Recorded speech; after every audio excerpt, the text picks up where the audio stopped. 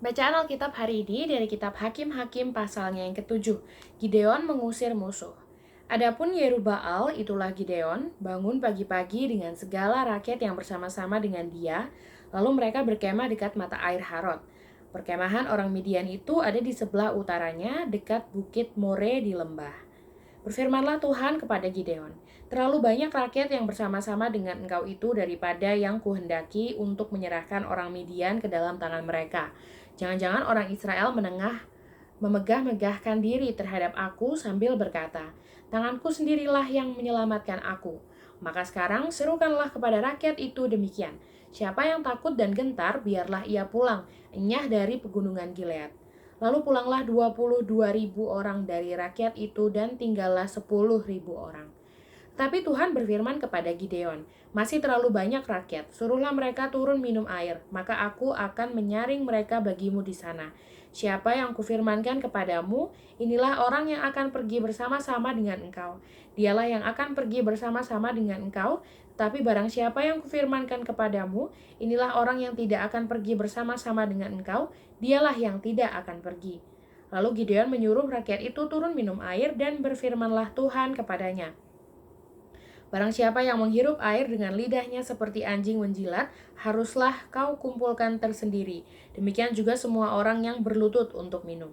Jumlah orang yang menghirup dengan membawa tangannya ke mulutnya ada 300 orang. Tetapi yang lain dari rakyat itu semuanya berlutut minum air. Lalu berfirmanlah Tuhan kepada Gideon, dengan ke-300 orang yang menghirup itu akan kuselamatkan kamu. Aku akan menyerahkan orang Midian ke dalam tanganmu. Tetapi yang lain dari rakyat itu semuanya boleh pergi, masing-masing ke tempat kediamannya. Dari rakyat itu mereka mengambil bekal dan sangkakala. Demikianlah seluruh orang Israel disuruhnya pergi, masing-masing ke kemahnya, tetapi ke-300 orang itu ditahannya. Adapun perkemahan orang Midian ada di bawahnya di lembah. Pada malam itu berfirmanlah Tuhan kepadanya, bangunlah, turunlah menyerbu perkemahan itu, sebab telah kuserahkan itu ke dalam tanganmu. Tetapi jika engkau takut untuk turun menyerbu, turunlah bersama dengan Purah, bujangmu, ke perkemahan itu. Maka kau dengarlah apa yang mereka katakan. Kemudian engkau akan mendapat keberanian untuk turun menyerbu perkemahan itu. Lalu turunlah ia bersama dengan Purah, bujangnya itu, sampai kepada penjagaan terdepan laskar di perkemahan itu. Adapun orang Midian dan orang Amalek dan semua orang dari sebelah timur itu berkelimpangan di lembah itu, seperti belalang banyaknya dan unta mereka tidak terhitung, seperti pasir di tepi laut banyaknya.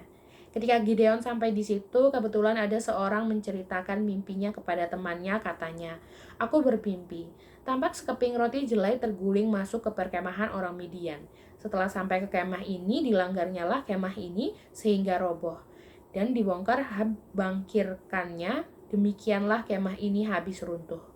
Lalu temannya menjawab, ini tidak lain dari pedang Gideon bin Yoas, orang Israel itu. Allah telah menyerahkan orang Midian dan seluruh perkemahan ini ke dalam tangannya.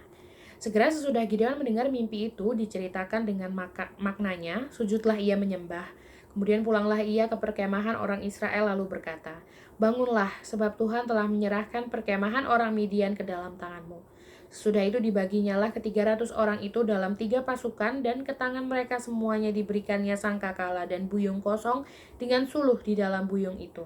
Dan berkatalah ia kepada mereka, perhatikanlah aku dan lakukanlah seperti yang kulakukan. Maka apabila aku sampai ke ujung perkemahan itu, haruslah kamu lakukan seperti yang kulakukan. Apabila aku dan semua orang yang bersama dengan aku meniup sangkakala, maka haruslah kamu juga meniup sangkakala sekeliling seluruh perkemahan itu dan berseru, demi Tuhan dan demi Gideon.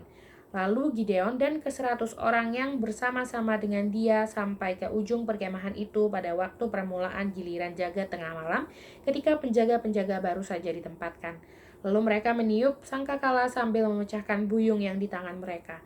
Demikianlah ketiga pasukan itu bersama-sama meniup sangkakala dan memecahkan buyung dengan memegang obor di tangan kirinya dan sangkakala di tangan kanannya untuk ditiup serta berseru, pedang demi Tuhan dan demi Gideon. Sementara itu ditinggallah mereka berdiri masing-masing di tempatnya sekeliling perkemahan itu, tetapi seluruh tentara musuh menjadi kacau balau, berteriak-teriak dan melarikan diri. Sedang ke-300 orang itu meniup sangkakala, maka di perkemahan itu Tuhan membuat pedang yang seorang diarahkan kepada yang lain, lalu larilah tentara itu sampai ke Betsita ke arah Zerera, sampai ke pinggir Abel Mehola dekat Tabat. Kemudian dikerahkanlah orang-orang Israel dari suku Naftali dan dari suku Asher dan dari segenap suku Manasye, lalu mereka mengejar orang Midian itu.